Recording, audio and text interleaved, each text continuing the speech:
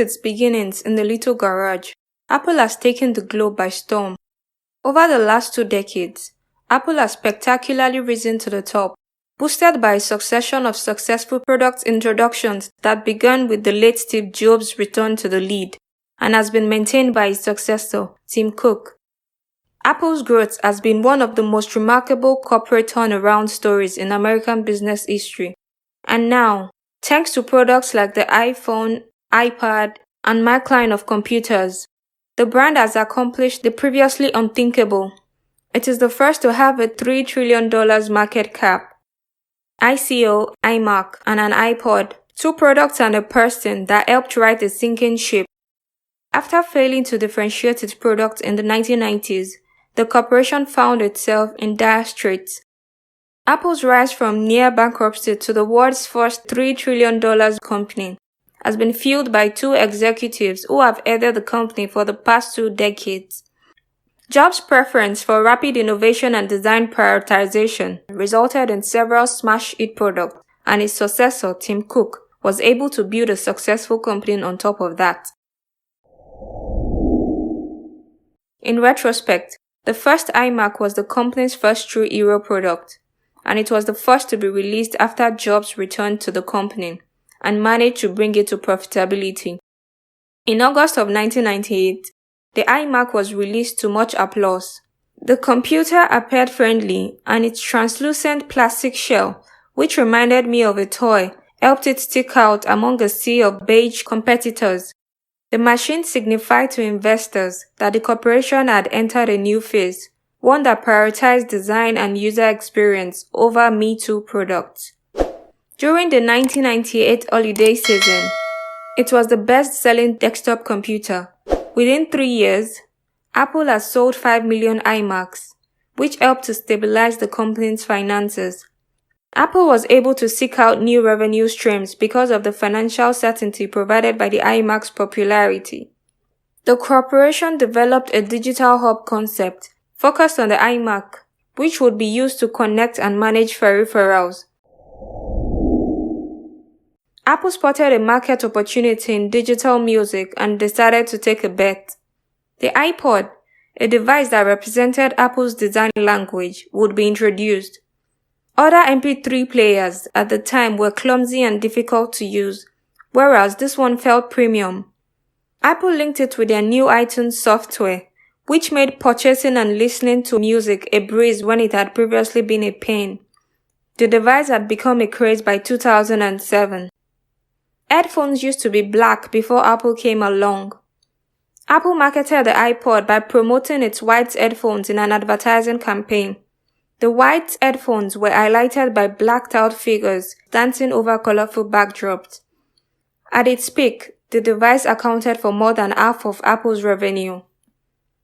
The following move by Apple was critical to reaching the $3 trillion market cap. The iPod had been a huge success for the corporation, but it refused to rest on its oars. With iPod sales accounting for more than half of the company's revenue, they couldn't afford to put all their eggs in one basket. Jobs entered the stage at Moscone West in San Francisco in 2007. Jobs then proceeded to remove a portable computer from his pocket, claiming it was 5 years ahead of the competition. While it may appear insignificant now, the crowd startled before bursting into deafening ovation the first time he scrolled with his finger. It was revolutionary at the time. Initial reactions to Apple's iPhone launch were varied. Consumers praised the device's capabilities, naming it the Jesus phone, which sparked a mobile revolution and aided in the formation of mobile software companies. However, competitors in the market dismissed it. At the time of the launch, Jobs' sales targets were modest, 1% of the global market, or approximately 10 million units by the end of 2008. The device's detractors were skating to where the puck had been, but Apple was skating to where it would be. Within a few years, competitors that had formerly controlled the market had become irrelevant, prompting Microsoft to invest $7 billion to acquire Nokia in a futile attempt to catch up. As a result of the App Store, an entirely new category of mobile software companies would emerge.